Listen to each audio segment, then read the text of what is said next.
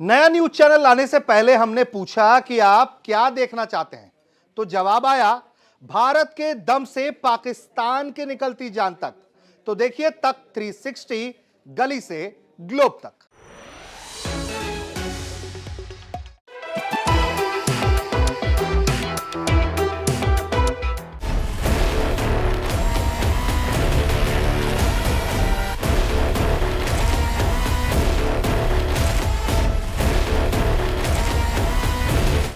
Iran के 280 से ज्यादा शहर जल रहे हैं, सड़कों पर कोहराम मचा है और अब तक 2500 से ज्यादा लोग अपनी जान गंवा चुके हैं। और सबसे बड़ी बात, ईरान की सरकार अब सीधे अमेरिका के निशाने पर आ चुकी है। पहले सिर्फ अमेरिका ने धमकी दी थी, लेकिन अब पेंटागन के एक आदेश ने पूरी दुनिया के कान खड़े कर दिए हैं, क्योंकि अमेरिका ने अपने सबसे खूंखार शिकारी यूएसएस अब्राहम लिंकन को ईरान की तरफ मोड़ दिया है। सोचिए, एक देश अपनी पूरी सेना लगा देता है सरहदों की हिफाजत के लिए, लेकिन अमेरिका का ये एक अकेला जहाज इतनी ताकत रखता है कि वो ईरान जैसे मजबूत देश की मिलिट्री को घुटनों पर ला सकता है। आज विस्तार से हम भी इसी जहाज की बात करेंगे। आखिर इस जहाज में ऐसा क्या है, क्यों इसकी तैनाती को रूटीन नहीं बल्कि जंग की तैयारी मानी जा रही है, और कैसे ईरान के लिए अब खतरा और बढ़ गया है। ये सारी बातें आज इस वीडियो में। नमस्ते, जय हिंद, मैं हूं ऋषि सिंह और आप देख रहे हैं हमारा खास शो विस्तार से। सबसे पहले इस एयरक्राफ्ट की साइज की बात करते हैं। यूएसएस अब्राहम लिंकन अमेरिका की निमित्ज क्लास का 5वां सुपर कैरियर है। सुपर कैरियर शब्द का इस्तेमाल ही तब किया जाता है जब कोई जहाज 1 लाख टन से ज्यादा भारी हो। इसका वजन 1,04,300 टन है, लंबाई करीब 1100 फीट।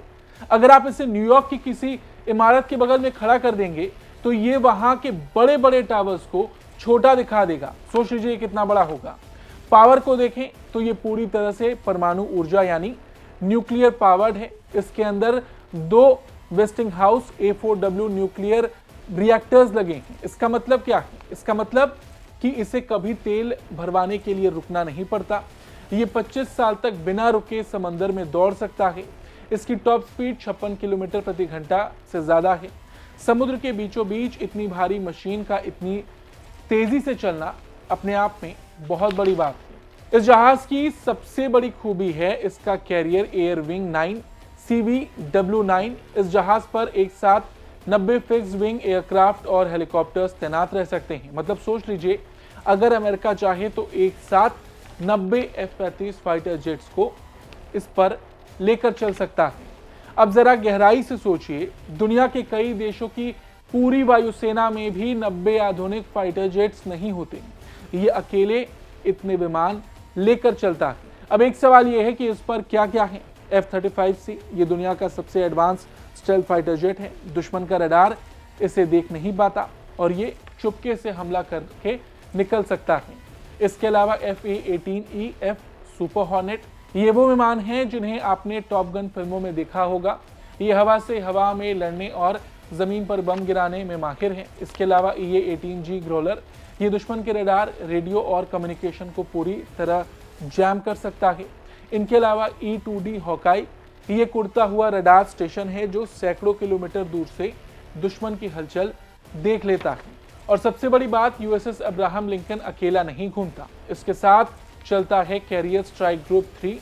इसमें शामिल होते हैं 3-4 गाइडेड मिसाइल डिस्ट्रॉयर्स। ये जहाज लिंकन के एक तरह से बॉडीगार्ड हैं। इनमें एजिस डिफेंस सिस्टम होता है जो किसी भी देश की तरफ से आने वाली किसी भी मिसाइल को हवा में ही उड़ा सकते हैं। इसके अलावा समंदर के नीचे 1 या 2 ऐसी पनडुब्बियां चलती हैं जिन्हें कोई देख नहीं सकता। ये टॉमहॉक मिसाइलों से लैस होती हैं। लॉजिस्टिक्स जहाज जो हजारों सैनिकों के लिए खाना और गोला बारूद लेकर चलते हैं, वो भी इसके साथ परमानेंट होते हैं। कुल मिलाकर इस पूरे ग्रुप में 8000 से ज्यादा सैनिक और मरीन होते हैं। ये अपने आप में एक चलती फिरती सुपर पावर है। अब अगर बात करें इस पर हथियारों की, इस स्ट्राइक ग्रुप के पास टॉमहॉक क्रूज मिसाइलें होती हैं। इनकी रेंज 1600 से 2500 किलोमीटर के बीच है, मतलब कि दूर तक ये हमला कर सकती हैं।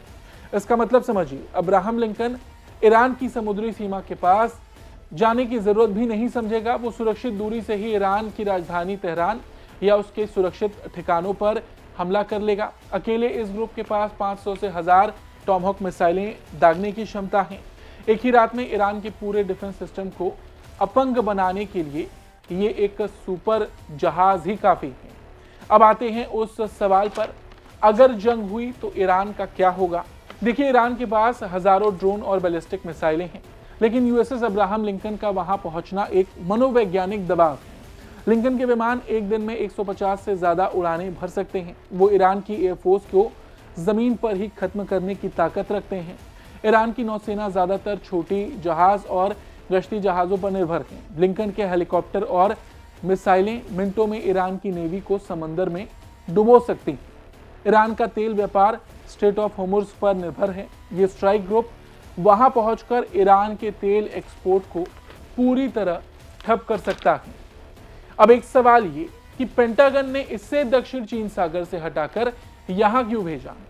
देखिए, अमेरिका एक तरह से अब ईरान को घेरने में लगा है, और अगर ईरान ने किसी भी अमेरिकी बेस पर हमला किया जो मिडिल ईस्ट में है, तो उसका जवाब अमेरिका और ताकत से दे सके, इसलिए ये सारी तैयारी की जा रही है। देखिए, ईरान ने बार बार चेतावनी दी है कि अगर अमेरिका ने हस्तक्षेप किया तो वो मिडिल ईस्ट में मौजूद अमेरिकी बेस को निशाना बनाएगा।